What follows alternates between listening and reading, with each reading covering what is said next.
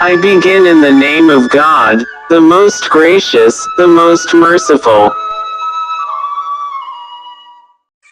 साथ गैरों के मेरी खबर पे आते क्यों हो, तुम जिलाते नहीं मुझको तो जलाते क्यों हो। तो बड़ा टाइट शेर है। जिलाना कहते हैं जिंदगी देना, जलाना का मतलब तपाना।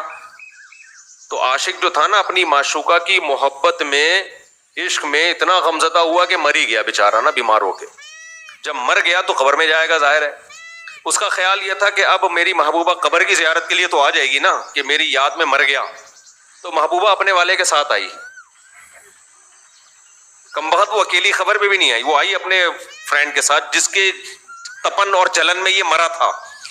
तो उस मौके पर उस मुर्दे ने ये शेर कहा, साथ गैरों के मेरी कब्र पे आते क्यों हो, तुम जिलाते नहीं मुझको तो जलाते क्यों हो। तुम जिंदा नहीं कर सकते, होना तो ये चाहिए था तुम मुझे जिंदा करते यार, मेरी याद में मर गया। अब डॉक्टरों से हम कोशिश करते हैं इसको दोबारा जिंदा करने की। तो कह रहे तुम जिलाते नहीं मुझको तो जलाते क्यों, तो और तपा रहे हो मुझे। मैंने कहानियों और इतिहासों में तकदीर के उलट फेर की अजीबोगरीब दास्तानें पढ़ी हैं। शाह को भिखमंगा और भिखमंगे को शाह बनते देखा है। तकदीर एक छिपा हुआ भेद है। गालियों में टुकड़े चुनती हुई औरतें सोने के सिंहासन पर बैठ गई और वह ऐश्वर्य के मतवाले जिनके इशारे पर तकदीर भी सिर झुकाती थी, आन की शान में चीलकों का शिकार बन गए हैं। पर मेरे सर पर जो कुछ बीती उसकी नजीर कहीं नहीं मिलती। उन घटनाओं को आज याद करती हूँ तो रोकते खड़े हो जाते हैं और हैरत होती है कि अब तक मैं क्यों और क्यों कर जिंदा हूँ। सौंदर्य लालसाओं का स्रोत है। मेरे दिल में क्या लालसाएं न थी, पर निष्ठुर भाग्य के हाथों में मिटी। मैं क्या जानती थी कि वह आदमी जो मेरी एक एक अदा पर कुर्बान होता था, एक दिन मुझे इस तरह जलील और बर्बाद करेगा। आज 3 साल हुए जब मैंने इस घर में कदम रखा। उस वक्त यह एक हरा भरा चमन था। मैं इस चमन की बुलबुल थी, हवा में उड़ती थी, डालियों पर चहकती थी, फूलों पर सोती थी। सईद मेरा था, मैं सईद की थी। इस संगमरमर के हौज के किनारे हम मोहब्बत के पासे खेलते थे। तुम मेरी जान हो, मैं उनसे कहती थी तुम मेरे दिलदार हो। हमारी जायदाद लंबी चौड़ी थी, जमाने की कोई फ्रेक, जिंदगी का कोई गम न था।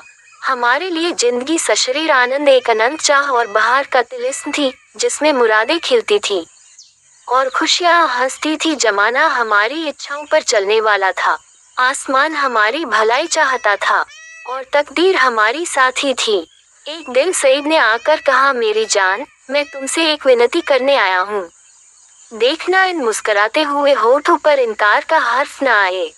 मैं चाहता हूँ कि अपनी सारी मिल्कियत, सारी जायदाद तुम्हारे नाम चढ़वा दूं। मेरे लिए तुम्हारी मोहब्बत काफी है, यही मेरे लिए सबसे बड़ी नेमत है। मैं अपनी हकीकत को मिटा देना चाहता हूँ। चाहता हूँ कि तुम्हारे दरवाजे का फकीर बन करके रहूं। तुम मेरी नूरजहां बन जाओ, मैं तुम्हारा सलीम बनूंगा और तुम्हारी मूंगे जैसी हथेली के प्यालों पर उम्र बसर करूंगा। मेरी आंखें भर आई, खुशियां चोटी पर पहुंचकर आंसू की बूंद बन गईं। पर अभी पूरा साल भी न गुजरा था कि मुझे सईद के मिजाज में कुछ तब्दीली नजर आने लगी। हमारे दरमियान कोई लड़ाई झगड़ा या बदमजगी न हुई थी, मगर अब वह सईद न था जिसे एक लम्हे के लिए भी मेरी जुदाई दूभर थी। वह अब रात की रात गायब रहता। उसकी आंखों में प्रेम की वह उन्मग्न थी, न अंदाजों में वह प्यास, न मिजाज में वह गर्मी। कुछ दिनों तक इस रुखेपन ने मुझे खूब रुलाया। मोहब्बत के मजे याद आकर तड़पा देते। मैंने पढ़ा था कि प्रेम अमर होता है। क्या वह स्रोत इतनी जल्दी सूख गया? नहीं, वह अब किसी दूसरे चमन को शादाब करता था। आखिर मैं भी सईद से आंखें चुराने लगी, बेदिली से नहीं, सिर्फ इसलिए कि अब मुझे उससे आंखें मिलाने की तावना थी। उस देखते ही मोहब्बत के हजारों करिश्मे नजरों के सामने आ जाते और आंखें भर आती।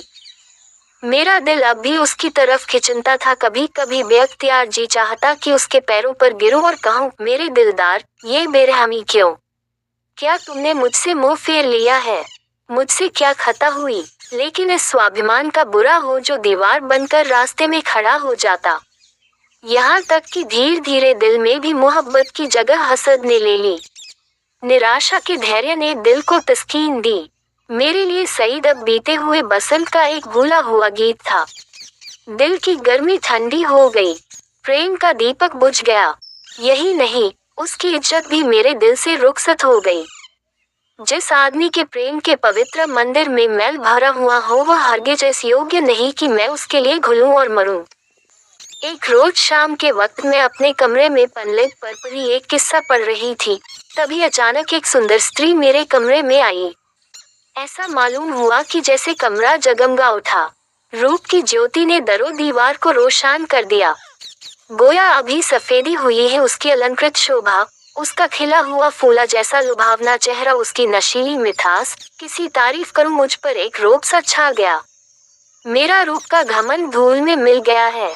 मैं आश्चर्य में थी कि यह कौन रमणी है और यहाँ क्यों कर आई। बेअख्तियार उठी कि उससे मिलूं और पूछूं कि सईद भी मुस्कुराता हुआ कमरे में आया। मैं समझ गई कि यह रमणी उसकी प्रेमिका है।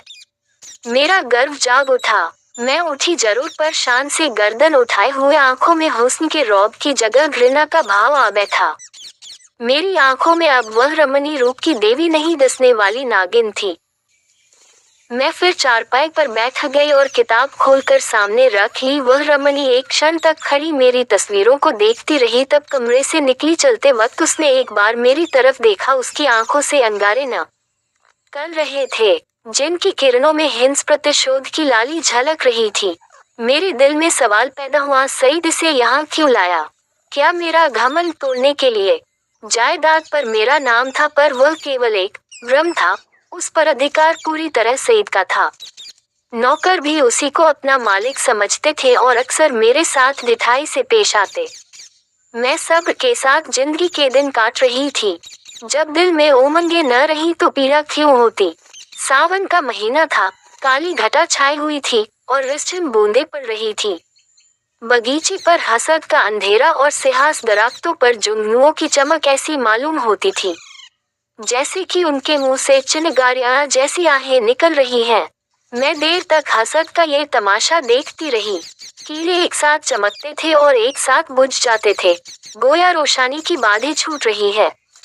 मुझे भी झूला झूलने और गाने का शौक हुआ। मौसम की हालतें हसन के मारे हुए दिलों पर भरी अपना जादू कर जाती है। बगीचे में एक गोल बंगला था। मैं उसमें आई और बरागदे की एक कड़ी में झूला दिलवाकर झूलने लगी। मुझे आज मालूम हुआ कि निराशा में भी एक आध्यात्मिक आनंद होता है, जिसकी हाल उसको नहीं मालूम, जिसकी इच्छाएं पूर्ण है। मैं चाव से मल्हार गान लगी। सावन विरह और शोक का महीना है। गीत में एक वियोगी हृदय की गाथा की कथा ऐसे दर्द भरे शब्दों बयान की गई थी कि बरबस आंखों से आंसू टपकने लगे। इतने में बाहर से एक लालटेन की रोशनी नजर आई। सईद दोनों चले आ रहे थे। हसीना ने मेरे पास आकर कहा, आज यहाँ नाच रंग की महफिल सजेगी और शराब के दौर चलेंगे। मैंने घृणा से कहा, मुबारक हो हसीना, 12 मासे और मल्हार की ताने उड़ेगी, साजिंदे आ रहे हैं। मैं शौक से, हसीना तुम्हारा सीना हसद से चाक हो जाएगा। सईद ने मुझे से कहा, जुबैदा तुम अपने कमरे में चली रही जाओ, यह इस वक्त आपे में नहीं है। हसीना ने मेरी तरफ लाल लाल आंखों निकाल कर कहा, मैं तुम्हें अपने पैरों की धूल के बराबर भी नहीं समझती। मुझे फिर जबत न रहा, अगल कर बोली, और मैं क्या समझाती हूँ, एक कुतिया दूसरों की उगली हुई हड्डियों चिचोड़ती फिरती है। अब सईद के भी तेवर बदले। मेरी तरफ भयानक आंखों से देखकर बोले, जुबैदा तुम्हारे सर पर शैतान तो नहीं सवार है? सईद का ये जुमला मेरे जिगर में चुभ गया। तपड़ उठी। जिन होठों से हमेशा मोहब्बत और प्यार की बातें सुनी हो, उन्हीं से यह जहर निकले, और बिल्कुल बेकसूर। क्या मैं ऐसी नाचीज और हकीर हो गई हूँ कि एक बाजारू औरत भी मुझे छेड़कर गालियां दे सकती है और मेरा जबान खोलना मना? मेरे दिल में साल भर से जो बुखार हो रहा था वह उछल पड़ा। मैं झूले से उतर पड़ी और सईद की तरफ शिकायता भरी निगाहों से देखकर बोली, शैतान मेरे सर पर सवार हो या तुम्हारे सर पर, इसका फैसला तुम खुद कर सकते हो। सईद, मैं तुमको अब तक शरीफ और गैरत वाला समझती थी, तुम खुद कर सकते हो। बेवफाई की, इसका मलाला मुझे जरूर था, मगर मैंने सपनों में भी यह न सोचा था कि तुम गैरत से इतने खाली हो कि हया फरोश औरत के पीछे मुझे इस तरह जलीज करोगे। इसका बदला तुम्हें खुदा से मिलेगा। हसीना ने तेज होकर कहा, तू मुझे हया फरोश कहती है। मैं बेशक कहती हूँ सईद, और मैं बेगैरत हूँ। मैं बेशक बेगैरत ही नहीं, शोबदेबाज, मक्कार, पापी, सब कुछ। यह अल्फाज बहुत घिनौने हैं, लेकिन मेरे गुस्से के इजहार के लिए काफी नहीं। मैं यह बातें कह रही थी कि यकायक सईद के लंबे तड्डे हटते कट्टे नौकर ने मेरी दोनों बाहें पकड़ ली और पलक मारते भर में हसीना ने झूले की रस्सियां उतार कर मुझे बरामदे के एक लोहे के खंभे से बांध दिया। इस वक्त मेरे दिल में क्या ख्याल आ रहे थे ये याद नहीं, पर मेरी आंखों के सामने अंधेरा छा गया था। ऐसा मालूम होता था कि यह तीनों इंसान नहीं यमदूत है। गुस्से की जगह दिल में डर समा गया था। इस वक्त अगर कोई रौबी ताकत मेरे बंधनों को काट देती, मेरे हाथों में आबदार खंजर दे देती, तो भी तो जमीन पर बैठकर अपनी जिल्लत और बेकसी पर आंसू बहाने के सिवा और कुछ न कर सकती। मुझे ख्याल आता था कि शायद खुदा की तरफ से मुझ पर ये कहर नाजिल हुआ है। शायद मेरी बेनमाजी और बेदीनी की यह सजा मिल रहा है। मैं अपनी पिछली जिंदगी पर निगाह डाल रही थी कि मुझसे कौन सी गलती हुई हो जिसकी यह सजा है। मुझे इस हालत में छोड़कर तीनों सूरतें कमरे में चली गईं। मैंने समझा मेरी सजा खत्म हुई, लेकिन क्या ये सब मुझे यूं ही बंधा रखेंगे? लौडिया मुझे इस हालत में देख ले तो क्या कहें? नहीं, अब मैं इस घर में रहने के काबिल ही नहीं। मैं सोच रही थी कि रस्सियां क्यों कर खा लूं, मगर अफसोस मुझे न मालूम था कि अभी तक जो मेरी गति हुई है वह आने वाली बेरहमियों का सिर्फ बयाना है। मैं अब तक न जानती थी कि वह छोटा आदमी कितना बेरहम, कितना कातिल है। मैं अपने दिल से बहस कर रही थी।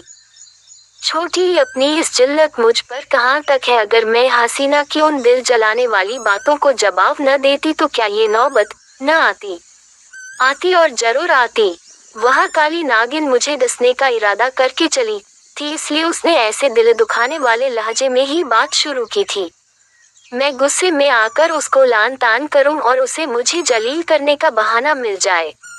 पानी जोर से बरसने लगा। बौछारों से मेरा सारा शरीर तर हो गया था। सामने गहरा अंधेरा था। मैं कान लगाए सुन रही थी कि अंदर क्या मिसकॉट हो रही है, मगर मेल की सनसनाहट के कारण आवाजें साफ न सुनाई देती थी। इतने लालटेन फिर से बरामदे में आई और तीनों उरावनी सूरतें फिर सामने आकर खड़ी हो गई। अब की उस खून परी के हाथों में एक पतली सी कमची थी। उसके तेवर देखकर मेरा खून सर्द हो गया।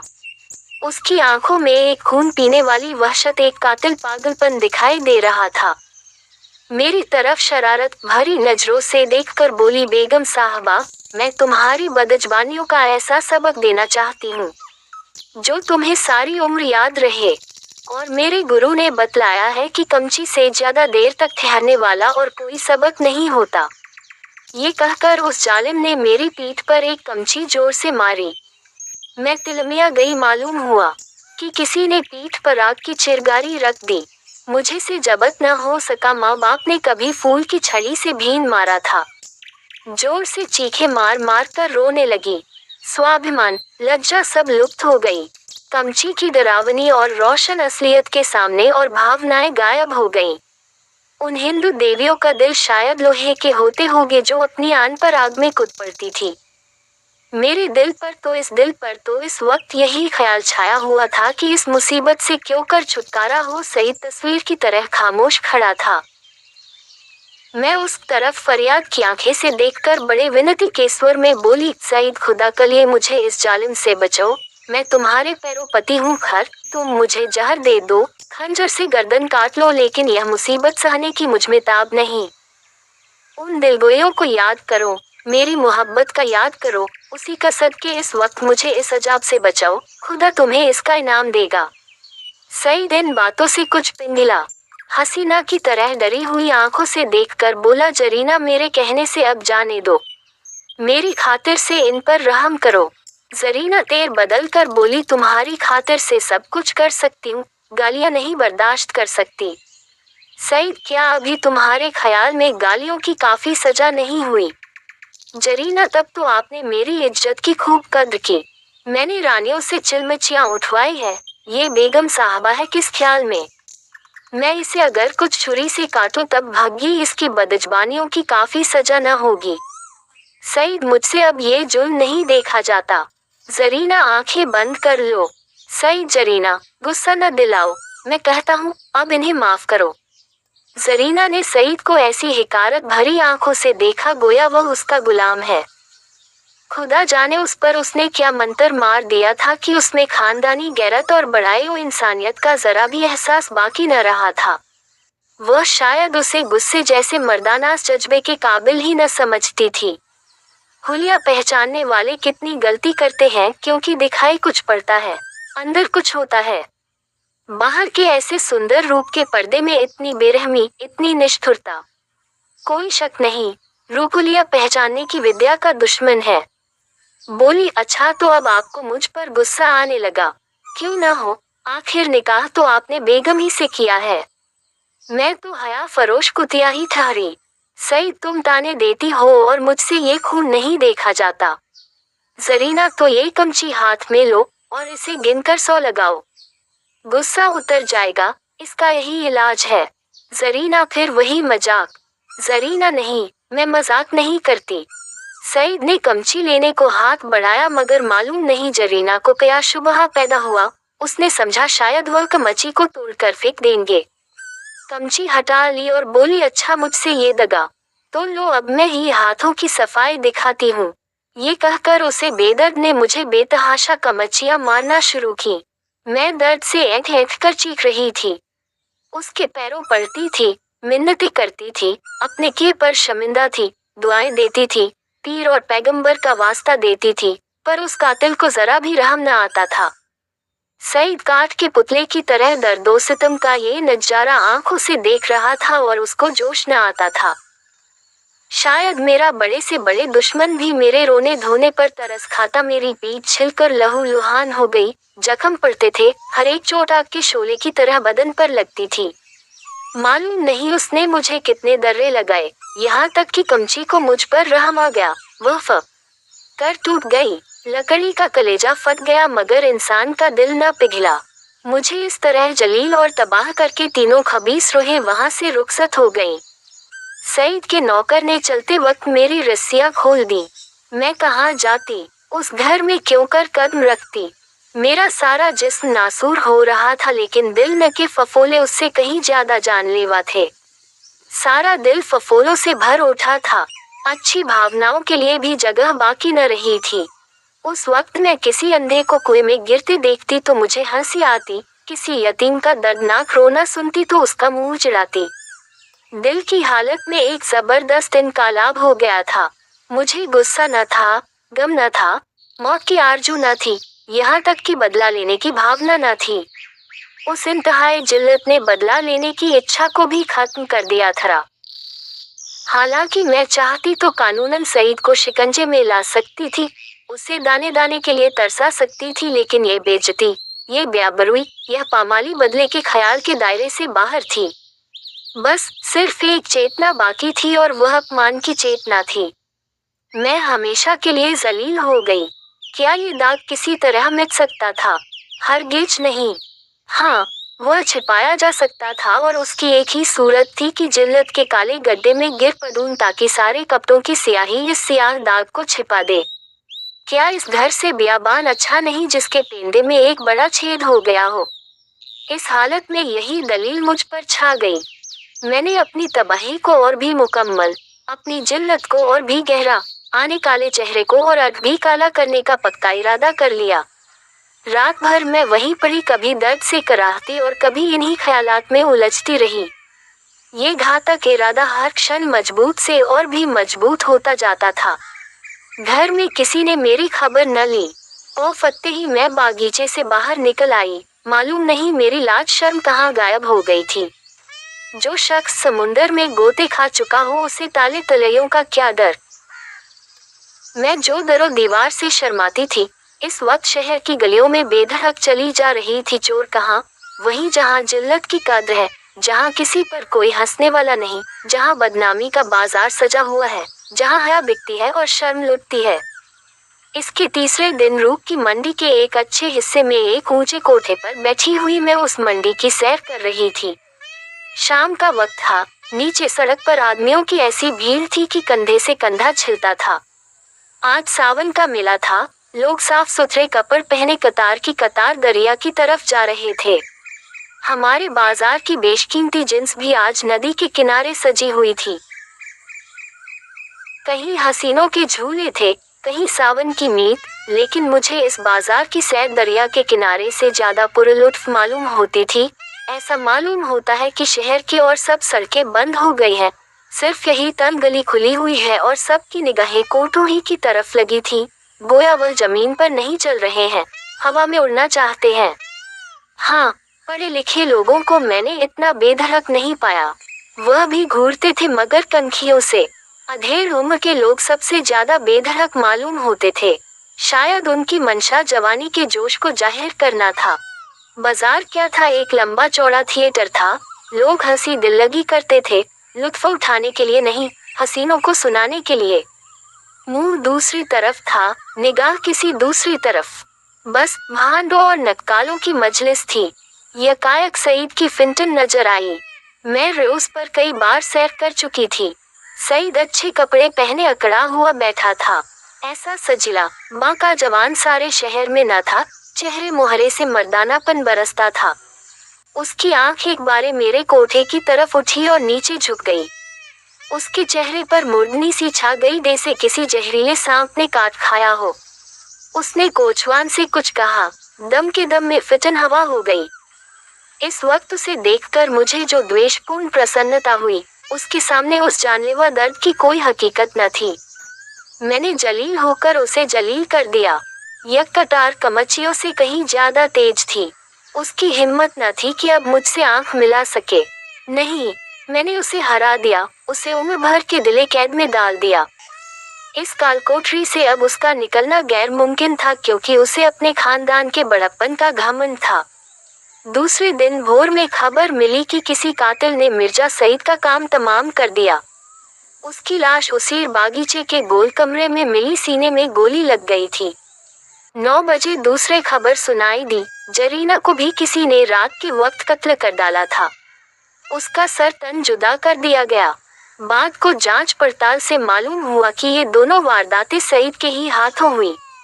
उसने पहले जरी आग को उसके मकान पर कत्ल किया और तब अपने घर आकर अपने सीने में गोली मारी। इस मर्दाना गैरतमंदी ने सईद की मोहब्बत मेरे दिल में ताज़ा कर दी। शाम के वक्त मैं अपने मकान पर पहुंच गई।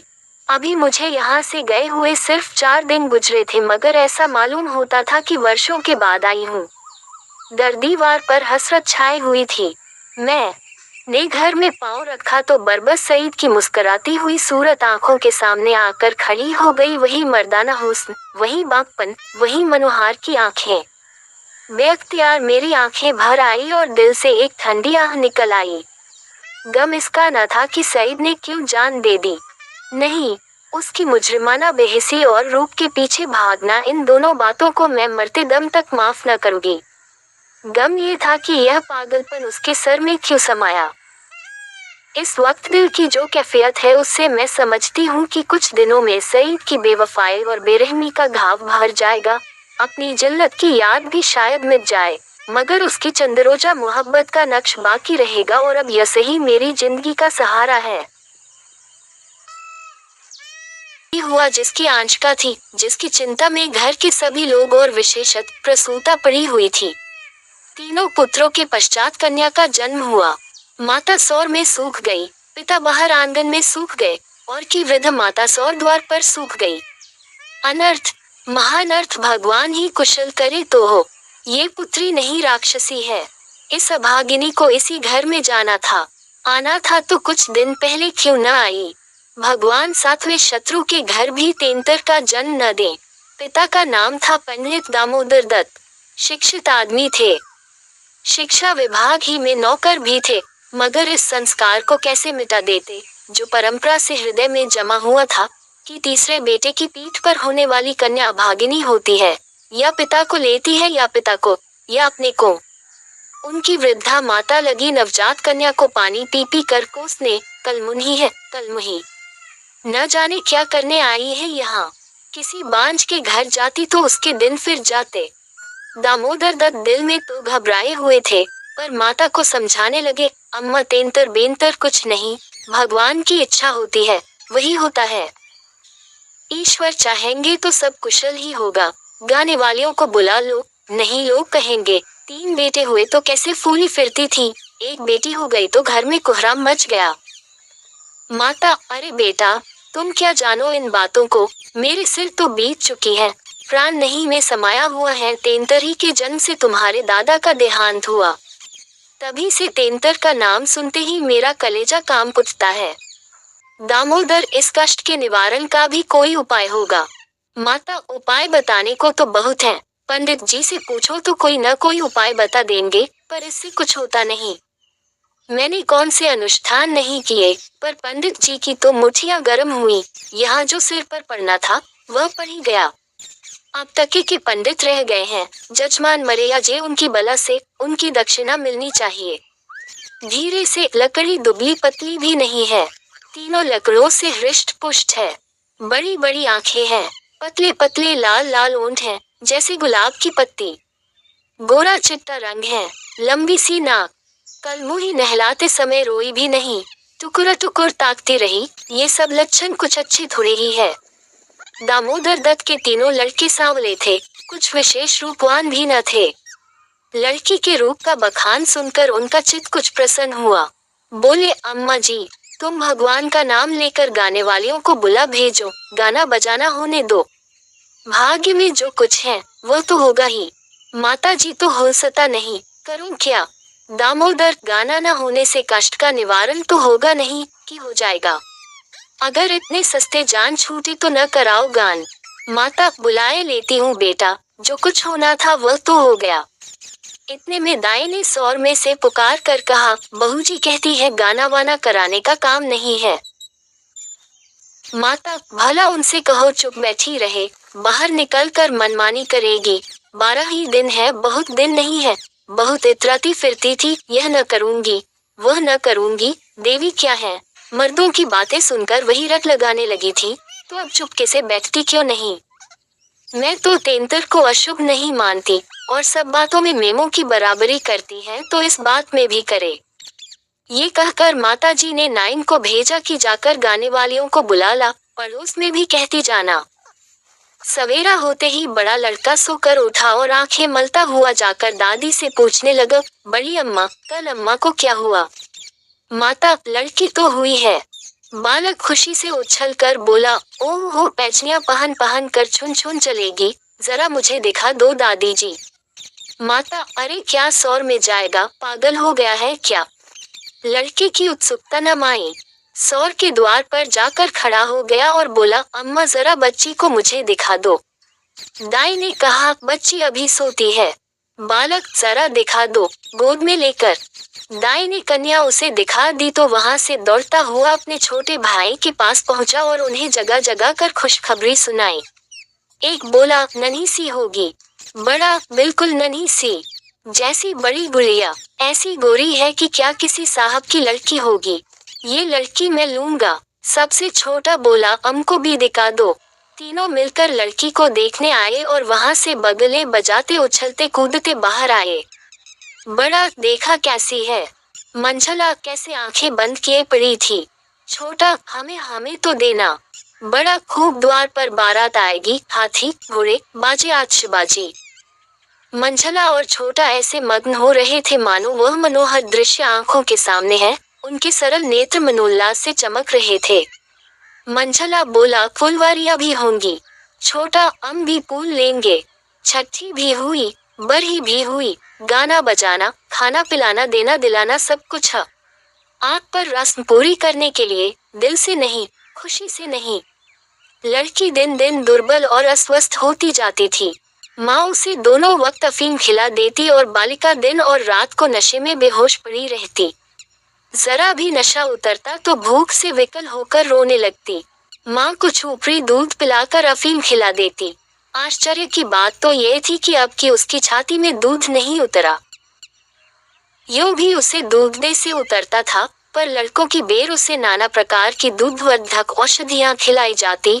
बार बार शिशु को छाती से लगाया जाता, यहाँ तक कि दूध उतर ही आता था, पर अब की यह योजनाएं न की गईं। फूल सी बच्ची कुम्हलाती जाती थी। माँ तो कभी उसकी ओर ताकती भी न थी। हाँ, नाइन कभी चुटकियां बजाकर चुमकारती तो शिशु के मुख पर ऐसी दयनीय, ऐसी करुण वेदना अंकित दिखाई देती कि वह आंखें पोंछती हुई चली जाती थी। बहू से कुछ कहने सुनने का साहस न पड़ता। बड़ा लड़का सिद्धू बार बार कहता, अम्मा, बच्ची को दो तो बाहर से खिला लाऊं।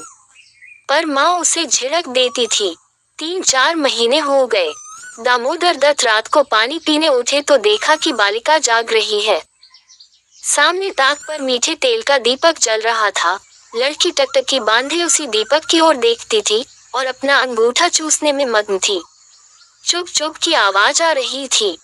उसका मुख मुरझाया हुआ था, पर वह न रोती थी न हाथ पैर फेंकती थी, बस अंगूठा पीने में ऐसी मग्न थी मानो उसमें सुधा रस भरा हुआ है। वह माता के स्तनों की ओर मुंह भी नहीं फेरती थी, मानो उसका उन पर कोई अधिकार है नहीं, उसके लिए वहाँ कोई आशा नहीं। बाबू साहब को उस पर दया आई। इस बेचारी का मेरे घर जन्म लेने में क्या दोष है? मुझ पर या इसकी माता पर कुछ भी पड़े, उसमें इसका क्या अपराध है? हम कितनी निर्दयता कर रहे हैं कि कुछ कल्पित अनिष्ट के कारण इसका इतना तिरस्कार कर रहे हैं। मानो कि कुछ अमंगल हो भी जाए तो क्या उसके भय से इसके प्राण ले लिए जाएंगे? अगर अपराधी है तो मेरा प्रारब्ध है।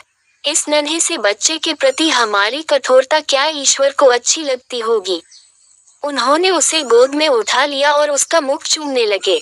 लड़की को कदाचित पहली बार सच्चे स्नेह का ज्ञान हुआ। वह हाथ पैर उछाल कर बू बू करने लगी और दीपक की ओर हाथ फैलाने लगी। उसे जीवन ज्योति सी मिल गई। प्रातःकाल दामोदर दत्त ने लड़की को गोद में उठा लिया और बाहर लाए। स्त्री ने बार बार कहा, उसे पड़ी रहने दो। ऐसी कौन सी बड़ी सुंदर है? अभागिन रात दिन तो प्राण खाती रहती है, मर भी नहीं जाती कि जान छूट जाए, किंतु दामोदर दत्त ने न माना। उसे बाहर लाए और अपने बच्चों के साथ बैठकर खिलाने लगे। उनके मकान के सामने थोड़ी सी जमीन पड़ी हुई थी। पड़ोस के किसी आदमी की एक बकरी उसमें आकर चरा करती थी। इस समय भी वह चर रही थी। बाबू साहब ने बड़े लड़के से कहा, सिद्धू जरा उस बकरी को पकड़ो तो इसे दूध पिलाएं, शायद भूखी है बेचारी।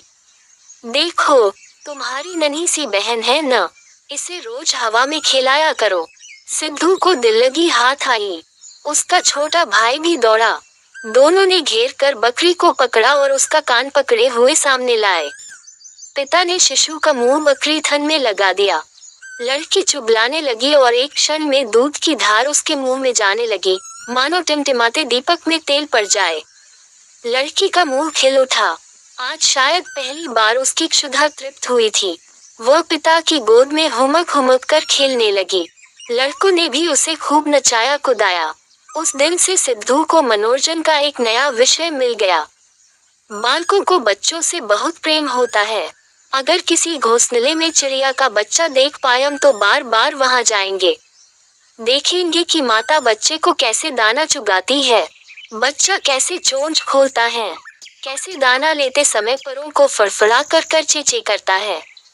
आपस में बड़े गंभीर भाव से उसकी चर्चा करेंगे। अपने अन्य साथियों को ले जाकर उसे दिखाएंगे।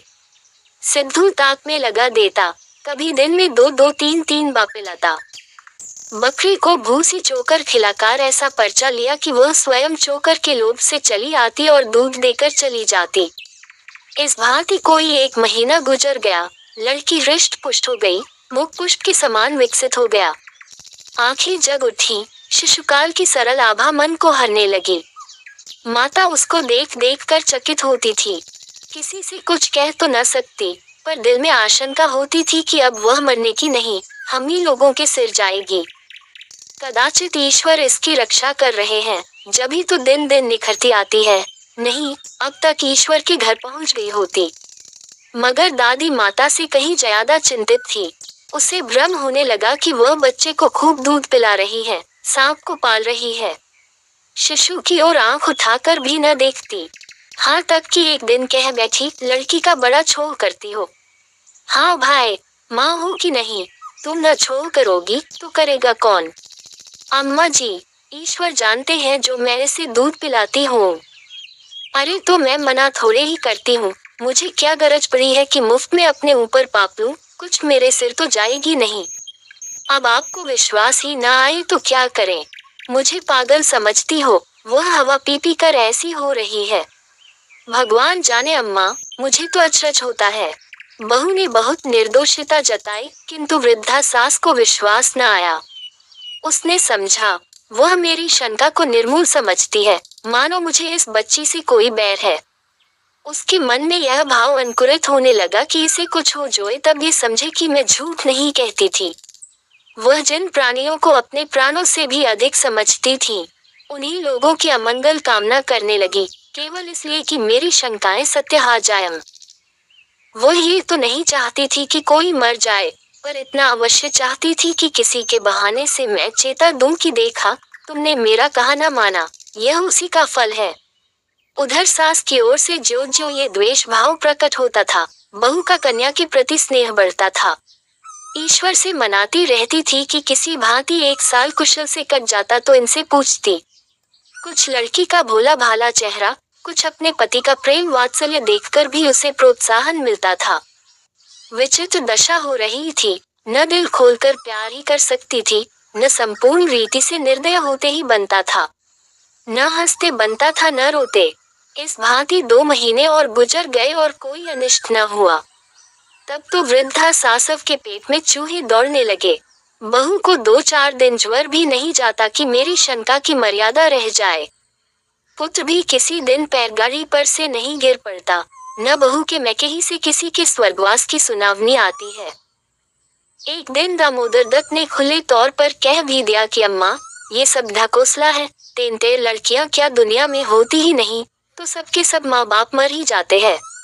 अंत में उसने अपनी शंकाओं को यथार्थ सिद्ध करने की एक तरकीब सोच निकाली। एक दिन दामोदर दत्त स्कूल से आए तो देखा कि अम्मा जी खाट पर अचेत पड़ी हुई हैं। स्त्री अंगीठी में आग रखे उनकी छाती सेक रही है और कोठरी के द्वार और खिड़कियां बंद है। घबरा कर कहा, अम्मा जी, क्या दशा है? स्त्री, दोपहर ही से कलेजे में एक शूल उठ रहा है, बेचारी बहुत तड़फ रही है। दामोदर, मैं जाकर डॉक्टर साहब को बुला लाऊं न? देर करने से शायद रोग बढ़ जाए। अम्मा जी कैसी तबीयत है? माता ने आंखें खोली और कराहते हुए बोली, बेटा तुम आ गए। अब न बचूंगी, हाय भगवान, अब न बचूंगी। जैसे कोई कलेजे में बर्छी चुभा रहा हो, ऐसी पीड़ा कभी न हुई थी। इतनी उम्र बीत गई, ऐसी पीड़ा कभी न हुई। स्त्री, वह कलमुही छोकरी न जाने किस मनहूस घड़ी में पैदा हुई। सास, बेटा, सब भगवान करते हैं, ये बेचारी क्या जाने। देखो मैं मर जाऊं तो उसे कष्ट मत देना। अच्छा हुआ मेरे सिर आई, किसी के सिर तो जाती ही, मेरे ही सिर सही। हाय भगवान, अब न बचूंगी। दामोदर, जाकर डॉक्टर बुला लाऊं। अब भी लौटा आता हूँ। माता जी को केवल अपनी बात की मर्यादा निभानी थी, रुपए न खर्च कराने थे। बोली, नहीं बेटा, डॉक्टर के पास जाकर क्या करोगे? अरे, वो कोई ईश्वर है। डॉक्टर के पास जाकर क्या करोगे? अरे, वो कोई ईश्वर है। डॉक्टर अमृत पिला देगा, 10-20 वह भी ले जाएगा। डॉक्टर वैद्य से कुछ न होगा। बेटा, तुम कपड़े उतारो, मेरे पास बैठकर भागवत पढ़ो। अब न बचूंगी, अब न बचूंगी। हाय राम। दामोदर, तेंतर बुरी चीज है। मैं समझता था कि ढकोसला है। स्त्री, इसी से मैं उसे कभी नहीं लगाती थी। माता, बेटा, बच्चों को आराम से रखना, भगवान तुम लोगों को सुखी रखे। अच्छा हुआ मेरे ही सिर गई, तुम लोगों के सामने मेरा परलोक हो जाएगा। कहीं किसी दूसरे के सिर जाती तो क्या होता राम। भगवान ने मेरी विनती सुन ली। हाय हाय। दामोदर दत्त को निश्चय हो गया कि अब अम्मा न बचेंगी। बड़ा दुख हुआ। उनके मन की बात होती तो वह माँ के बदले तेंतर को न स्वीकार करते। जिस जननी ने जन्म दिया, नाना प्रकार के कष्ट झेलकर उनका पालन पोषण किया, अकाल वैधव्य को प्राप्त होकर भी उनकी शिक्षा का प्रबंध किया, उसके सामने एक दुधमुही बच्ची का क्या मूल्य था, जिसके हाथ का एक गिलास पानी भी वह न जानते थे। शोकातुर हो कपड़े उतारे और माँ के सिरहाने बैठकर भागवत की कथा सुनाने लगे। रात को बहू भोजन बनाने चली तो सास से बोली, अम्मा जी, तुम्हारे लिए थोड़ा सा साबूदाना छोड़ दूं। माता ने व्यंग्य करके कहा, बेटी, अन्य बिना न मारो, भला साबूदाना मुझसे खाया जाएगा, जाओ थोड़ी पुरियां छान लो। पड़े पड़े जो कुछ इच्छा होगी खा लूंगी। कचौरियाँ भी बना लेना। मरती हूँ तो भोजन को तरस तरस क्यों मरूं। थोड़ी मलाई भी मंगवा लेना, चौक की हो। फिर थोड़े खाने आऊंगी बेटी। थोड़े से केले मंगवा लेना, कलेजे के दर्द में केले खाने से आराम होता है। भोजन के समय पीड़ा शांत हो गई, लेकिन आध घंटे बाद फिर जोर से होने लगी। आधी रात के समय कहीं जाकर उनकी आंख लगी। 1 सप्ताह तक उनकी यही दशा रही। दिन भर पड़ी कराहा करती, बस भोजन के समय जरा वेदना कम हो जाती। दामोदर दत्त सिरहाने बैठे पंखा झलते और मातृवियोग के आगत शोक से रोते। घर की महरी ने मोहल्ले भर में एक खबर फैला दी। पड़ोसिनें देखने आई तो सारा इल्जाम बालिका के सिर गया। एक ने कहा, ये तो कहो बड़ी कुशल हुई कि बुढ़िया के सिर गई, नहीं तो तेंतर माँ बाप 2 में से एक को लेकर तभी शांत होती है। दैव न करे कि किसी के घर तेंतर का जन्म हो। दूसरी बोली, मेरे तो तेंतर का नाम सुनते ही रोए खड़े हो जाते हैं। भगवान बांझ रखे पर तेंतर का जन्म न दे। 1 सप्ताह के बाद वृद्धा का कष्ट निवारण हुआ। मरने में कोई कसर न थी, वह तो कहो पुरुखाओं का पुण्य प्रताप था। ब्राह्मणों को गोदान दिया गया, दुर्गा पाठ हुआ, तब कहीं जाके संकट कटा। मैं सरयू नदी के किनारे अपने कैंप में बैठा हुआ नदी के मजे ले रहा था कि मेरे फुटबॉल ने दबे पांव पास आकर मुझे सलाम किया कि जैसे वह मुझसे कुछ कहना चाहता है। फुटबॉल के नाम से जिस प्राणी का जिक्र किया गया वह मेरा अर्दली था। उसे सिर्फ एक नज़र देखने से यकीन हो जाता था कि यह नाम उसके लिए पूरी तरह उचित है। वह सिर से पैर तक आदमी की शक्ल में एक गेंद था, लंबाई चौड़ाई बराबर। उसका भारी भरकम पेट, जिसने उस दायरे के बनाने में खास हिस्सा लिया था, एक लंबे कमरबंद में लिपटा रहता था, शायद इसलिए कि वह इंतहा से आगे न बढ़ जाए। जिस वक्त वह तेजी से चलता था, बल्कि यूं कहिए जुलकता था, तो साफ मालूम होता था कि कोई फुटबॉल ठोकर खाकर लुढ़कता चला आता है। मैंने उसकी तरफ देखकर पूछ, क्या कहते हो? इस पर फुटबॉल ने ऐसी रोनी सूरत बनाई कि जैसे कहीं से पिट कर आया है और बोला, हुजूर, अभी तक यहाँ रसद का कोई इंतजाम नहीं हुआ। जमींदार साहब कहते हैं कि मैं किसी का नौकर नहीं हूँ। मैंने इस निगाह से देखा कि जैसे मैं और ज्यादा नहीं सुनना चाहता। यह असंभव था कि मजिस्ट्रेट की शान में जमींदार से ऐसी गुस्ताखी होती। यह मेरे हाकिमाना गुस्से को भड़काने की एक बदतमीज कोशिश थी। मैंने पूछा, जमींदार कौन है? फुटबॉल की बौछें खिल गईं। बोला, क्या कहूँ, कुना सज्जन सिंह। हुजूर, बड़ा ढीठ आदमी है। रात आई है और अभी तक हुजूर के सलाम को भी नहीं आया। घोड़ों के सामने न घास है न दाना। लश्कर के सब आदमी भूखे बैठे हुए हैं। मिट्टी का एक बर्तन भी नहीं भेजा। मुझे जमींदारों से रात दिन साबका रहता था, मगर यह शिकायत कभी सुनने में नहीं आई थी। इसके विपरीत वह मेरी खातिर तवाजो में ऐसी जौफिशानी से काम लेते थे जो उनके स्वाभिमान के लिए ठीक न थी। उसमें दिल खोलकर आतिथ्य सत्कार करने का भाव तनिक भी न होता था। न उसमें शिष्टाचार था, न वैभव का प्रदर्शन जो अब है। इसके बजाय वहाँ बेजा रसूख की फिक्र और स्वार्थ की हवस साफ दिखाई देती भी, और इस रसूख बनाने की कीमत काव्योचित अतिशयोक्ति के साथ गरीबों से वसूल की जाती थी, जिनका बेकसी के सिवा और कोई हाथ पकड़ने वाला नहीं। उनके बात करने के ढंग में वह मुलामियत और आजिजी बढ़ती जाती थी जिसका स्वाभिमान से बैर है, और अक्सर ऐसे मौके आते थे जब इन खातिरदारियों से तंग होकर दिल चाहता था कि काश इन खुशामदी आदमियों की सूरत न देखनी पड़ती। मगर आज फुटबॉल की जबान से यह कैफियत सुनकर मेरी जो हालत हुई, उसने साबित कर दिया कि रोज रोज की खातिरदारियों और मीठी मीठी बातों ने मुझ पर असर किए बिना नहीं छोड़ा था। मैं ये हुक्म देने वाला ही था कि कुना सज्जन सिंह को हाजिर करो कि एकाएक मुझे ख्याल आया कि इन मुफ्तखोर चपरासियों के कहने पर एक प्रतिष्ठित आदमी को अपमानित करना न्याय नहीं है। मैंने अर्दली से कहा, बनियों के पास जाओ, नकद दाम देकर चीजें लाओ और याद रखो कि मेरे पास कोई शिकायत न आए। अर्दली दिल में मुझे कोसता हुआ चला गया, मगर मेरे आश्चर्य की कोई सीमा न रही जब वहां 1 हफ्ते तक रहने पर भी कुना साहब से मेरी भेंट न हुई। अपने आदमियों और लश्कर वालों की जबान से कुना साहब की ढिठाई, घमंड और हेकड़ी की कहानियां रोज सुना करता। और मेरे दुनिया देखे हुए पेशकार ने ऐसे अतिथि सत्कार शून्य गांव में पड़ाव डालने के लिए मुझे कई बार इशारों से समझाने बुझाने की कोशिश की। गालिबन मैं पहला आदमी था जिससे ये भूल हुई थी, और अगर मैंने जिले के नक्शे के बदले लश्कर वालों से अपने दौरे का प्रोग्राम बनाने में मदद ली होती तो शायद इस अप्रिय अनुभव की नौबत न आती। लेकिन कुछ अजब बात थी कि कुनस साहब को बुरा भला कहना मुझ पर उल्टा असर डालता था।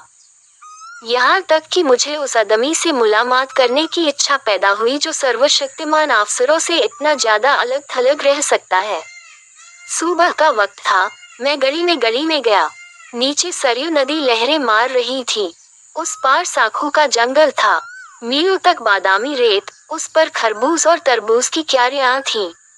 पीले पीले फूलों से लहराती हुई बगुलों और मुर्गाबियों के गोल बैठे हुए थे। सूर्य देवता ने जंगलों से सिर निकाला, लहरें जगमगाईं, पानी में तारे निकले। बड़ा सुहाना, आत्मिक उल्लास देने वाला दृश्य था। मैंने खबर करवाए और कुनस साहब के दीवान खाने में दाखिल हुआ। लंबा चौड़ा कमरा था। फर्श बिछा हुआ था। सामने मसनद पर एक बहुत लंबा तड़ंगा आदमी बैठा था। सर के बाल मुड़े हुए, गले में रुद्राक्ष की माला, लाल लाल ऊंचा माथा, पुरुषोचित अभिमान की इससे अच्छी तस्वीर नहीं हो सकती। चेहरे से रोबदाब बरसता था। कुंवर साहब ने मेरे सलाम को इस अंदाज से लिया कि जैसे वह इसके आदी है। मसनद से उठकर उन्होंने बहुत बड़प्पन के ढंग से मेरी अगवानी की। खैरियत पूछ बड़ी, और इस तकलीफ के लिए मेरा शुक्रिया अदा करने के बाद इत्र और पान से मेरी तवाजो की। तब वह मुझे अपनी उस गली की सैर कराने चले जिसने किसी जमाने में जरूर आसफुद्दौला को जिच किया होगा, मगर इस वक्त बहुत टूटी फीटी हालत में थी। यहाँ के एक एक रोड़े पर कुनस साहब को नाज था।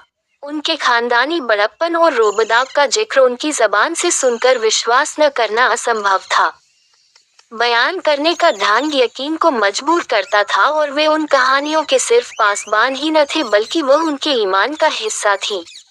और जहाँ तक उनकी शक्ति में था, उन्होंने अपनी आन निभाने में कभी कसर नहीं की। कुनस सज्जन सिंह खानदानी रईस थे। उनकी वंश परंपरा यहाँ वहाँ टूटती हुई अंत में किसी महात्मा ऋषि से जाकर मिल जाती थी। उन्हें तपस्या और भक्ति और योग का कोई दावा न था, लेकिन इसका गर्व उन्हें अवश्य था कि वे एक ऋषि की संतान हैं। पुरखों के जंगली कारनामे भी उनके लिए गर्व का कुछ कम कारण न थे। इतिहास में उनका कहीं जिक्र न हो, मगर खानदानी भाट ने उन्हें अमर बनाने में कोई कसर न रखी थी। और अगर शब्दों में कुछ ताकत है तो ये गली रोहतास या कालिंजर के किलों से आगे बढ़ी हुई थी। कम से कम प्राचीनता और बर्बादी के बाहम लक्षणों में तो उसकी मिसाल मुश्किल से मिल सकती थी, क्योंकि पुराने जमाने में चाहे उसने मुहासरों और सुरंगों को हेच समझा हो, लेकिन वक्त वह चींटियों और दीमकों के हमलों का भी सामना न कर सकती थी। कुनस सज्जन सिंह से मेरी भेंट बहुत संक्षिप्त थी, लेकिन इस दिलचस्प आदमी ने मुझे हमेशा के लिए अपना भक्त बना लिया। बड़ा समझदार, मामले को समझने वाला, दूरदर्शी आदमी था। आखिर मुझे उसका बिन पैसों का गुलाम बनना था। बरसात में सरयू नदी इस जोर शोर से चढ़ी कि हजारों गांव बर्बाद हो गए। बड़े बड़े तनावर दरख्त तिनकों की तरह बहते चले जाते थे। चारपाइयों पर सोते हुए बच्चे, औरतें, खूंटों पर बंधे हुए गाय और बैल उसकी गरजती हुई लहरों में समा गए। खेतों में नाच चलती थी। शहर में उड़ती हुई खबरें पहुंची। सहायता के प्रस्ताव पास हुए। सैकड़ों ने सहानुभूति और शौक के अर्जेंट तारजिल के बड़े साहब की सेवा में भेजे। टाउन हॉल में कौमी हमदर्दी की पुरशोर सदाएं उठी और उस हंगामे में बाढ़ पीड़ितों की दर्द भरी पुकारें दब गईं। सरकार के कानों में फरियाद पहुंची। एक जांच कमीशन तैयार किया गया। जमींदारों को हुक्म हुआ कि वे कमीशन के सामने अपने नुकसानों को विस्तार से बताएं और उसके सबूत दें। शिवरामपुर के महाराजा साहब को इस कमीशन का सभापति बनाया गया। जमींदारों में रेल पेल शुरू हुई। नसीब जागे। नुकसान के तखमीन का फैसला करने में काव्य बुद्धि से काम लेना पड़ा। सुबह से शाम तक कमीशन के सामने एक जमघट रहता। ऑनरेबल महाराजा साहब को सांस लेने की फुर्सत न थी। दलील और शहादत का काम बात बनाने और खुशामद से लिया जाता था। महीनों यही कैफियत रही। नदी किनारे के सभी जमींदार अपने नुकसान की फरियादें पेश कर गए। अगर कमीशन से किसी को कोई फायदा नहीं पहुंचा तो वह कुनसज्जनशील थे। उनके सारे मौज सरयू के किनारे पर थे और सब तबाह हो गए थे। गली की दीवारें भी उसके हमलों से न बच सकी थीं, मगर उनकी जबान ने खुशामद करना सीखा ही न था और यहाँ उसके बगैर रसाई मुश्किल थी। चुनांचे वह कमीशन के सामने न आ सके। मियाद खत्म होने पर कमीशन ने रिपोर्ट पेश की। बाढ़ में डूबे हुए इलाकों में लगान की आम माफी हो गई। रिपोर्ट के मुताबिक सिर्फ सज्जन सिंह वह भाग्यशाली जमींदार थे जिनका कोई नुकसान नहीं हुआ था। कुना साहब ने रिपोर्ट सुनी, मगर माथे पर बल न आया। उनके आसामी गली के सहन में जमा थे। ये हुक्म सुना तो रोने धोने लगे। तब कुना साहब उठे और बुलंद आवाजों में बोले, मेरे इलाके में भी माफी है, एक कोड़ी लगान न लिया जाए। मैंने ये वाकया सुना और खुद ब खुद मेरी आंखों से आंसू टपक पड़े। बेशक ये वह आदमी है जो हुकूमत और अख्तियार के तूफान में जड़ से उखड़ जाए मगर झुकेगा नहीं। वह दिन भी याद रहेगा जब अयोध्या में हमारे जादू सा करने वाले कवि शंकर को राष्ट्र की ओर से बधाई देने के लिए शानदार जलसा हुआ। हमारा गौरव, हमारा जोशीला शंकर यूरोप और अमेरिका पर अपने काव्य का जादू करके वापस आया था। अपने कमालों पर घमंड करने वाले यूरोप ने उसकी पूजा की थी। उसकी भावनाओं ने ब्राउनिंग और शैली के प्रेमियों को भी अपनी वफा का पाबंद न रहने दिया। उसकी जीवन सुधा से यूरोप के प्यासे जी उठे। सारे सभ्य संसार ने उसकी कल्पना की उड़ान के आगे सिर झुका दिए। उसने भारत को यूरोप की निगाहों में अगर ज्यादा नहीं तो यूनान और रोम के पहलू में बिठा दिया था। जब तक वह यूरोप में रहा, दैनिक अखबारों के पत्रे उसकी चर्चा से भरे रहते थे। यूनिवर्सिटियों और विद्वानों की सभाओं ने उस पर उपाधियों की बड़ी मूसलाधार वर्षा कर दी। सम्मान का वह पदक जो यूरोप वालों का प्यारा सपना और जिंदा आरजू है, वह पदक हमारे जिंदा दिल शंकर के सीने पर शोभा दे रहा था और उसकी वापसी के बाद उन्हीं राष्ट्रीय भावनाओं के प्रति श्रद्धा प्रकट करने के लिए हिंदुस्तान के दिल और दिमाग अयोध्या में जमा थे। इसी अयोध्या की गोद में श्री रामचंद्र खेलते थे और यही उन्होंने वाल्मीकि की जादू भरी लेखनी की प्रशंसा की थी। उसी अयोध्या में हम अपने मीठे कवि शंकर पर अपनी मोहब्बत के फूल चढ़ाने आए थे। इस राष्ट्रीय कर्तव्य में सरकारी हुकाम भी बड़ी उदारता पूर्वक हमारे साथ सम्मिलित थे। शंकर ने शिमला और दार्जिलिंग के फरिश्तों को भी अयोध्या में खींच लिया था। अयोध्या को बहुत इंतजार के बाद ये दिन देखना नसीब हुआ। जिस वक्त शंकर ने उस विराट पंडाल में पैर रखा, हमारे हृदय राष्ट्रीय गौरव और नशे से मतवाले हो गए। ऐसा महसूस होता था कि हम उस वक्त किसी अधिक पवित्र, अधिक प्रकाशवान दुनिया के बसने वाले हैं। एक क्षण के लिए अफसोस है कि सिर्फ एक क्षण के लिए अपनी गिरावट और बर्बादी का ख्याल हमारे दिलों से दूर हो गया। जय जय की आवाजों ने हमें इस तरह मस्त कर दिया जैसे महुआ नाग को मस्त कर देता है। एड्रेस पढ़ने का गौरव मुझको प्राप्त हुआ था। सारे पंडाल में खामोशी छाई हुई थी। जिस वक्त मेरी जबान से यह शब्द निकले, ए राष्ट्र के नेता, ए हमारे आत्मिक गुरु, हम सच्ची मोहब्बत से तुम्हें बधाई देते हैं और सच्ची श्रद्धा से तुम्हारे पैरों पर सिर झुकाते हैं।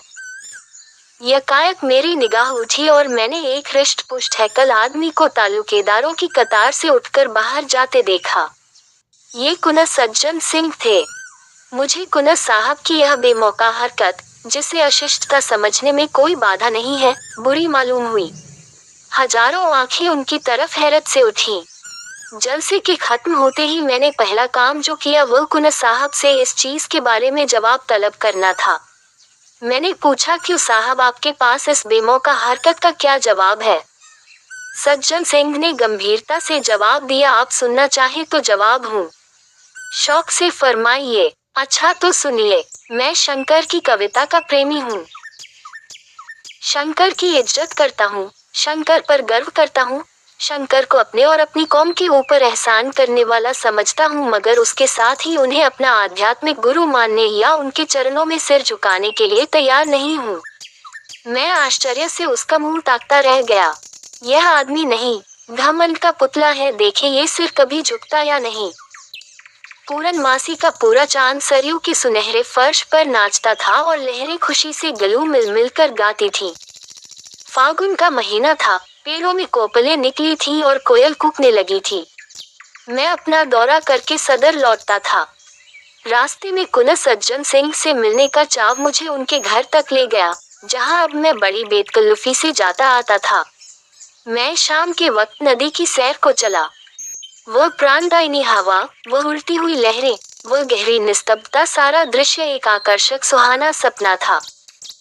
चांद के चमकते हुए गीत से जिस तरह लहरें झूम रही थी, उसी तरह मीठी चिंताओं से दिल उमड़ा आता था। मुझे ऊंचे कगार पर एक पेड़ के नीचे कुछ रोशनी दिखाई दी। मैं ऊपर चढ़ा। वहां बरगद की घनी छाया में धूनी जल रही थी। उसके सामने एक साधु पैर फैलाए बरगद की एक मोटी जटा के सहारे लेटे हुए थे। उनका चमकता हुआ चेहरा आग की चमक को लजाता था। नीले तालाब में कमल खिला हुआ था। उनके पैरों के पास एक दूसरा आदमी बैठा हुआ था। उसकी पीठ मेरी तरफ थी। वह उस साधु के पैरों पर अपना सिर रखे हुए था, पैरों को चूमता था और आंखों से लगता था। साधु अपने दोनों हाथ उसके सिर पर रखे हुए थे कि जैसे वासना धैर्य और संतोष के आंचल में आश्रय ढूंढ रही हो। भोला लड़का माँ बाप की गोद में आ बैठा था। एकाएक वह झुका हुआ सर उठा और मेरी निगाह उसके चेहरे पर पड़ी। मुझे सकता सा हो गया। ये कुनस सज्जन सिंह थे। वह सर जो झुकना न जानता था, इस वक्त जमीन छू रहा था। वह माथा जो एक ऊंचे मनसबदार के सामने न झुका, जो एक प्रतानी वैभवशाली महाराज के सामने न झुका, जो एक बड़े देशप्रेमी कवि और दार्शनिक के सामने न झुका, इस वक्त एक साधु के कदमों पर गिरा हुआ था। घमंड, वैराग्य के सामने सिर झुकाए खड़ा था। मेरे दिल में इस दृश्य से भक्ति का एक आवेग पैदा हुआ। आंखों के सामने से एक पर्दा सा हटा और कुनस सज्जन सिंह का आत्मिक स्तर दिखाई दिया। मैं कुनस साहब की तरफ से लिपट गया और बोला, मेरे दोस्त, मैं आज तक तुम्हारी आत्मा के बड़प्पन से बिल्कुल बेखबर था। आज तुमने मेरे हृदय पर उसको अंकित कर दिया कि वैभव और प्रताप, कमाल और शोहरत यह सब घटिया चीजें हैं, भौतिक चीजें हैं। वासनाओं में पटे हुए लोग इस योग्य नहीं कि हम उनके सामने भक्ति से सिर झुकाएं। वैराग्य और परमात्मा से दिल लगाना ही वे महान गुण हैं जिनकी ड्योरी पर बड़े बड़े वैभवशाली और प्रतापी लोगों के सिर भी झुक जाते हैं। यही वह ताकत है जो वैभव और प्रताप को, घमंड की शराब के मतवालों को और जड़ाऊ मुकुट को अपने पैरों पर गिरा सकती है। ऐ तपस्या के एकांत में बैठने वाली आत्माओं, तुम धन्य हो कि घमंड के पुतले भी पैरों की धूल को माथे पर चढ़ाते हैं। कुनस सज्जन सिंह ने मुझे छाती से लगाकर कहा, मिस्टर वागले, आज आपने मुझे सच्चे गर्व का रूप दिखा दिया और मैं कह सकता हूँ कि सच्चा गर्व सच्ची प्रार्थना से कम नहीं। विश्वास माने मुझे इस वक्त ऐसा मालूम होता है कि गर्व में भी आत्मिकता को पाया जा सकता है। आज मेरे सिर में गर्व का जो नशा है, वह कभी नहीं था। कितनी अफसोसनाक, कितनी दर्द भरी बात है कि वही औरत जो कभी हमारे पहलू में बसती थी, उसी के पहलू में चुभने के लिए हमारा तेज खंजर बेचैन हो रहा है। जिसकी आंखें हमारे लिए अमृत के छलकते हुए प्याले थी, वही आंखें हमारे दिल में आग और तूफान पैदा करें। रूप उसी वक्त तक राहत और खुशी देता है जब तक उसके भीतर एक रूहानी नेमत होती है और जब तक उसके अंदर औरत की वफा की रूह हरकत कर रही हो, वरना वह एक तकलीफ देने वाली चीज है, जहर और बदबू से भरी हुई, इसी काबिल कि वह हमारी निगाहों से दूर रहे और पंजे और नाखून का शिकार बने। एक जमाना वह था कि नईमा हैदर की आरजुओं की देवी थी। ये समझना मुश्किल था कि कौन तलबगार है और कौन उस तलब को पूरा करने वाला। एक तरफ पूरी पूरी दिलजोई थी, दूसरी तरफ पूरी पूरी रजा। तब तकदीर ने पांसा पलटा। गुलू बुलबुल में सुबह की हवा की शरारतें शुरू हुई। शाम का वक्त था, आसमान पर लाली छाई हुई थी। नईमा उमंग और ताजुगी और शौक से उमड़ी हुई कोठे पर आई। शफक की तरह उसका चेहरा भी उस वक्त खिला हुआ था। एन उसी वक्त वहां का सूबेदार नासिर अपने हवा की तरह तेज घोड़े पर सवार उधर से निकला। ऊपर निगाह उठी तो हुस्न का करिश्मा नजर आया कि जैसे चांद शफक के हौज में नहाकर निकला है। तेज निगाह जिगर के पार हुई, कलेजा थामकर रह गया। अपने महल को लौटा, अधमरा टूटा हुआ। मुसाहबों ने हकीम की तलाश की और तब राह रास्त पैदा हुई। फिर इश्क की दुश्वार मंजिलों तय हुई। वफा और हया ने बहुत बेरुखी दिखाई, मगर मोहब्बत के शिकवे और इश्क की कुफ्र तोड़ने वाली धमकियां आखिर जीती। अस्मत का खजना लुट गया। उसके बाद वही हुआ जो हो सकता था। एक तरफ से बदगुमानी, दूसरी तरफ से बनावट और मक्कारी।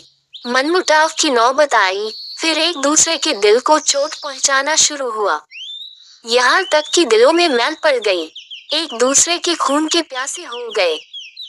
नईमा ने नासिर की मोहब्बत की गोद में पनाह ली और आज 1 महीने की बेचैन इंतजारी के बाद हैदर अपने जज्बात के साथ नंगी तलवार पहलू में छिपाए अपने जिगर के भड़कते हुए शोलों को नईमा के खून से बुझाने के लिए आया हुआ है। आधी रात का वक्त था और अंधेरी रात थी। जिस तरह आसमान के हर मसरा में हुस्न के सितारे जगमगा रहे थे, उसी तरह नासिर का हरम भी हुस्न के दीपों से रोशन था। नासिर 1 हफ्ते से किसी मोर्चे पर गया हुआ है, इसलिए दरबान गाफिल है। उन्होंने हैदर को देखा मगर उनके मुंह सोने चांदी से बंद थे। ख्वाजा सराओं की निगाह पड़ी, लेकिन वह पहले ही एहसान के बोझ से दब चुके थे। खवासों और कनीजों ने भी मतलब भरी निगाहों से उसका स्वागत किया और हैदर बदला लेने के नशे में गुनहगार नईमा के सोने के कमरे में जा पहुंचा, जहां की हवा संदल और गुलाब से बसी हुई थी। कमरे में एक मोमी चिराग जल रहा था और उसी की भेद भरी रोशनी में आराम और तकल्लुफ की सजावटें नजर आती थी जो सतीत्व जैसी अनमोल चीज के बदले में खरीदी गई थी। वही वैभव और ऐश्वर्य की गोद में लेटी हुई नईमा सो रही थी। हैदर ने एक बार नैया को आंख भर देखा।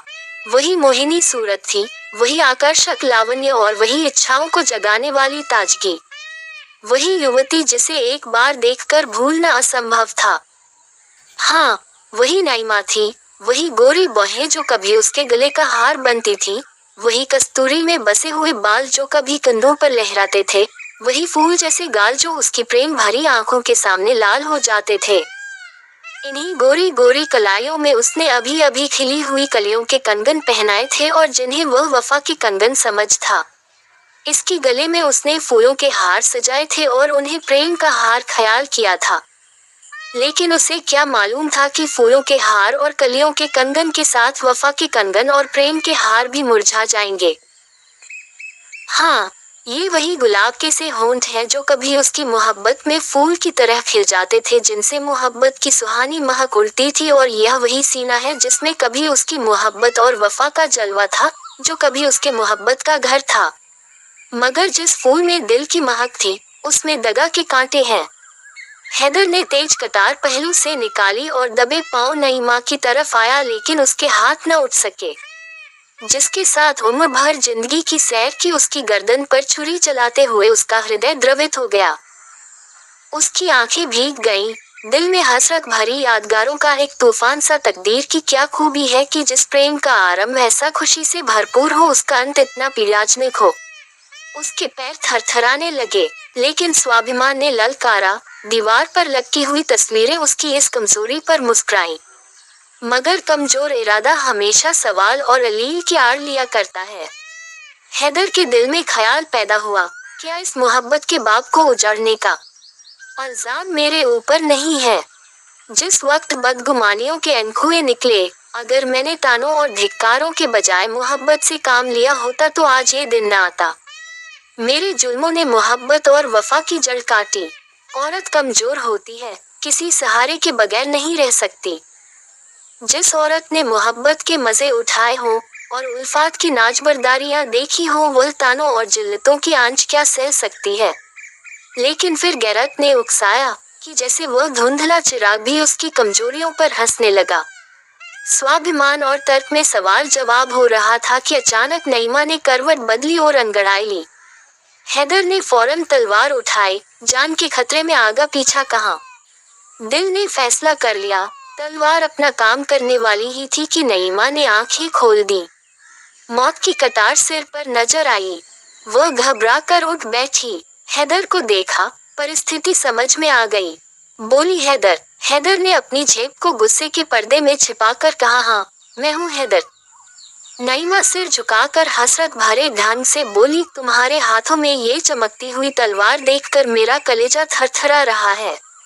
तुम्ही ने मुझे नाजबरदारियों का आदी बना दिया है। जरा देर के लिए इस कतार को मेरी आँखें से छिपा लो। मैं जानती हूँ कि तुम मेरे खून के प्यासे हो, लेकिन मुझे न मालूम था कि तुम इतने बेरहम और संगदिल हो। मैंने तुमसे दगा की है, तुम्हारी खतावार हूँ, लेकिन हैदर, यकीन मानो, अगर मुझे चंद आखिरी बातें कहने का मौका न मिलता तो शायद मेरी रूह को दोज़ख में भी यही आरज़ू रहती। मौत की सजा से पहले आपने घर वालों से आखिरी मुलाकात की इजाज़त होती है। क्या तुम मेरे लिए इतनी रियायत के भी रवादार न थे? माना कि अब तुम मेरे लिए कोई नहीं हो मगर किसी वक्त थे, और तुम चाहे अपने दिल में समझते हो कि मैं सब कुछ भूल गई, लेकिन मैं मोहब्बत को इतनी जल्दी भूल जाने वाली नहीं हूँ। अपने ही दिल से फैसला करो। तुम मेरी बेवफाइयाँ चाहे भूल जाओ, लेकिन मेरी मोहब्बत की दिल तोड़ने वाली यादगारें नहीं मिटा सकते। मेरी आखिरी बातें सुन लो और इस नापाक जिंदगी का हिस्सा पाक करो। मैं साफ साफ कहती हूँ, इस आखिरी वक्त में क्यों डरूं? मेरी कुछ दुर्गत हुई है, उसकी जिम्मेदार तुम हो। नाराज न होना। अगर तुम्हारा ख्याल है कि मैं यहाँ फूलों की सेज पर सोती हूँ तो वह गलत है। मैंने औरत की शर्म खोकर उसकी कद्र जानी है। मैं हसीन हूँ, नाजुक हूँ, दुनिया की नेमतें मेरे लिए हाजिर हैं। नासिर मेरी इच्छा का गुलाम है, लेकिन मेरे दिल से यह ख्याल कभी दूर नहीं होता कि वह सिर्फ मेरे हुस्न और अदा का बंदा है। मेरी इज्जत उसके दिल में कभी हो भी नहीं सकती। क्या तुम जानते हो कि यहाँ खवासों और दूसरी बीवियों के मतलब भरे इशारे मेरे खून और जिगर को नहीं लजाते? ओह, मैंने अस्मत खोकर अस्मत की कद्र जानी है, लेकिन मैं कह चुकी हूँ और फिर कहती हूँ कि इसके तुम जिम्मेदार हो। हैदर ने पहलू बदल कर पूछा, क्यों कर? नईमा ने उसी अंदाज से जवाब दिया, तुमने बीवी बनाकर नहीं, माशूक बनाकर रखा। तुमने मुझे नाजुबरदारियों का आदी बनाया, लेकिन फर्ज का सबक नहीं पढ़ाया। तुमने कभी न अपनी बातों से, न कामों से मुझे ये ख्याल करने का मौका दिया कि इस मोहब्बत की बुनियाद फर्ज पर है। तुमने मुझे हमेशा हुस्न और मस्तियों की तिलिस्म में फंसाए रखा और मुझे ख्वाहिशों का गुलाम बना दिया। किसी किश्ती पर अगर फर्ज का मल्लाह न हो तो फिर उसे दरिया में डूब जाने के सिवा और कोई चारा नहीं। लेकिन अब बातों से क्या हासिल? अब तो तुम्हारी गैरत की कतार मेरे खून की प्यासी है, और ये लो मेरा सिर उसके सामने झुका हुआ है। हाँ, मेरी एक आखिरी तमन्ना है, अगर तुम्हारी इजाजत पाऊं तो कहूं। ये कहते कहते नईमा की आंखों में आंसुओं की बाढ़ आ गई और हैदर की गैरत उसके सामने ठहर न सकी। उदास स्वर में बोला, क्या कहती हो? नईमा ने कहा, अच्छा, इजाजत दी है तो इनकार न करना। मुझे एक बार फिर उन अच्छे दिनों की याद ताज़ा कर लेने दो जब मौत की कतार नहीं, मोहब्बत के तीर जिगर को छेदा करते थे। एक बार फिर मुझे अपनी मोहब्बत की बाहों में ले लो। मेरी आखिरी विनती है, एक बार फिर अपने हाथों को मेरी गर्दन का हार बना दो। भूल जाओ कि मैंने तुम्हारे साथ दगा की है। भूल जाओ कि यह जिस्म गंदा और नापाक है। मुझे मोहब्बत से गले लगा लो और यह मुझे दे दो। तुम्हारे हाथों में यह अच्छी नहीं मालूम होती। तुम्हारे हाथ मेरे ऊपर न उठेंगे। देखो कि एक कमजोर औरत किस तरह गैरत की कतार को अपने जिगर में रख लेती है। ये कहकर नईमा ने हैदर के कमजोर हाथों से वह चमकती हुई तलवार छीन ली और उसके सीने से लिपट गई। हैदर झिझका, लेकिन वह सिर्फ ऊपरी झिझक थी। अभिमान और प्रतिशोध भावना की दीवार टूट गई। दोनों आलिंगन पाश में बंध गए और दोनों की आंखें उमड़ आईं। नईमा के चेहरे पर एक सुहानी, प्राणदायी मुस्कुराहट दिखाई दी और मतवाली आंखों में खुशी की लाली झलकने लगी। बोली, आज कैसा मुबारक दिन है कि दिल की सब आरजुएं पूरी होती हैं, लेकिन ये कमबख्त आरजुएं कभी पूरी नहीं होती। इस सीने से लिपटकर मोहब्बत की शराब के बगैर नहीं रहा जाता। तुमने मुझे कितनी बार प्रेम के प्याले हैं, उस सुराही और उस प्याले की याद नहीं भूलती। आज एक बार फिर उल्फत की शराब के दौर चलने दो। मौत की शराब से पहले उल्फत की शराब पिला दो। एक बार फिर मेरे हाथों से प्याला ले लो। मेरी तरफ उन्हीं प्यार की निगाहों से दंग कर जो कभी आंखों से न उतरती थी, पी जाओ। मरती हूँ तो खुशी से मरूं। नईमा ने अगर सतीत्व खोकर सतीत्व का मूल्य जाना था, तो हैदर ने भी प्रेम खोकर प्रेम का मूल्य जाना था। उस पर इस समय एक मदहोशी छाई हुई थी। लज्जा और याचना और झुका हुआ सिर, ये गुस्से और प्रतिशोध के जानी दुश्मन है, और एक औरत के नाजुक हाथों में तो उनकी काट तेज तलवार को मात कर देती है। अंगूरी शराब के दौर चले और हैदर ने मस्त होकर प्याले पर प्याले खाली करने शुरू किए। उसके जी में बार बार आता था कि नईमा के पैरों पर सिर रख दूं और उस उजड़े हुए आशियाने को आदाब कर दूं। फिर मस्ती की कैफियत पैदा हुई और अपनी बातों पर और अपने कामों पर उसे अख्तियार न रहा। वह रोया, गिड़गिड़ाया, मिन्नतें की, यहाँ तक कि उन दगा के प्यालों ने उसका सिर झुका दिया। हैदर कई घंटे तक बेसुध पड़ा रहा। वह चौंका तो रात बहुत कम बाकी रह गई थी। उसने उठना चाहा लेकिन उसके हाथ पैर रेशम की डोरियों से मजबूत बंधे हुए थे। उसने भौचक होकर इधर उधर देखा। नईमा उसके सामने वही तेज कटार लिए खड़ी थी। उसके चेहरे पर एक कातिलों जैसी मुस्कुराहट की लाली थी। फर्जी माशूक के खूनीपन और खंजरबाजी के तराने वह बहुत बार गा चुका था, मगर इस वक्त उसे इस नजारे से शायराना लुत्फ उठाने का जीवत न था। जान का खतरा नशे के लिए तुर्शी से ज्यादा कातिल है। घबरा कर बोला नईम। नईमा ने लहजे में कहा, हाँ मैं हूँ नईमा। हैदर गुस्से से बोला, क्या फिर दगा का वार किया? नईमा ने जवाब दिया, जब वह मर्द जिसे खुदा ने बहादुरी और कुव्वत का हौसला दिया है दगा का वार करता है तो उसे मुझसे ये सवाल करने का कोई हक नहीं। दगा और फ्रेब औरतों के हथियार हैं क्योंकि औरत कमजोर होती है। लेकिन तुमको मालूम हो गया कि औरत के नाजुक हाथों में ये हथियार कैसी काट करते हैं। ये देखो, यह आबदार शमशीर है जिसे तुम गैरत की कटार कहते थे। अब वह गैरत की कटार मेरे जिगर में नहीं, तुम्हारे जिगर में चुभेगी। हैदर, इंसान थोड़ा खोकर बहुत कुछ सीखता है। तुमने इज्जत और आबरू सब कुछ खोकर भी कुछ न सीखा। तुम मर्द थे, नासिर से तुम्हारी होड़ थी। तुम्हें उसके मुकाबले में अपनी तलवार के जौहर दिखाना था, लेकिन तुमने निराला ढंग अख्तियार किया और एक बेकस और पर दगा का वार करना चाहा और अब तुम उसी औरत के समाने बिना हाथ पैर के पड़े हुए हो। तुम्हारी जान बिल्कुल मेरी मुट्ठी में है। मैं एक लहमे में उसे मसल सकती हूँ और अगर मैं ऐसा करूँ तो तुम्हें मेरा शुक्रगुजार होना चाहिए, क्योंकि एक मर्द के लिए गैरत की मौत बेगैरती की जिंदगी से अच्छी है।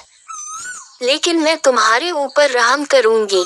मैं तुम्हारे साथ फयाजी का बर्ताव करूंगी क्योंकि तुम गैरत की मौत पाने के हकदार नहीं हो। जो गैरत चंद मीठी बातों और एक प्याला शराब के हाथों बिक जाए वह असली गैरत नहीं है।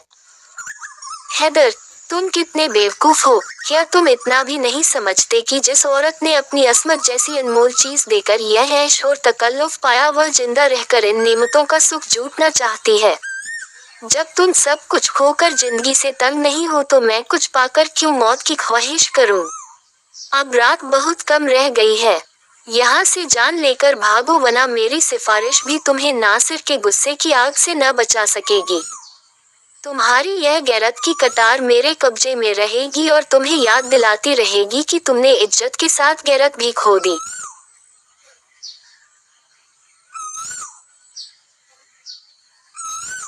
Subscribe and share and like and comment, but now as you like.